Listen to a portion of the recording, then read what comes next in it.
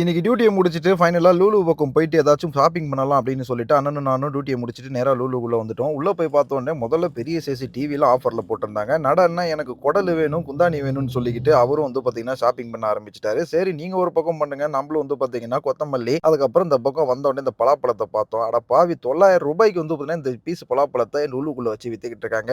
எனக்கு மனசே அடங்கலைங்க. ஒரு பக்கம் தால் வைக்கலான்னு சொல்லிட்டு வெங்காயம், தக்காளி, இஞ்சி பூண்டு பேஸ்ட், தால்ன்னு சொல்லிட்டு எல்லாத்தையும் உள்ள கொட்டி நம்ம தால் வந்து ரெடி பண்ணியாச்சு. இந்த பக்கம் அரிசிய ஊற போட்டு அதையும் வடிச்சு அந்த சாம்பார ஊத்த ஆரம்பிச்சோம் நம்ம. சாரிங்க தாலு. அண்ணன் வந்து பாத்தீங்கன்னா பிலிப்பைன்ஸ் மீன் வந்து பாத்தீங்கன்னா வாங்கிட்டு வந்தாங்க. அதுல எலும்பு கிலும்பு எதுவுமே இருக்காது. ஃப்ரோசன் ஃபிஷ் தான். ஃப்ரெஷ் கிடையாது. இருந்தாலும் டேஸ்ட்டா இருக்கும். அது அவருக்கு ரொம்ப ரொம்ப பிடிக்கும். எனக்கு வந்து பாத்தீங்கன்னா ஓரளவுக்கு தான் பிடிக்கும். ஆனா தால் வந்து பாத்தீங்கன்னா இந்த மாதிரி மெத்தட்ல வைக்கிறது ரொம்ப ரொம்ப ஈஸிங்க.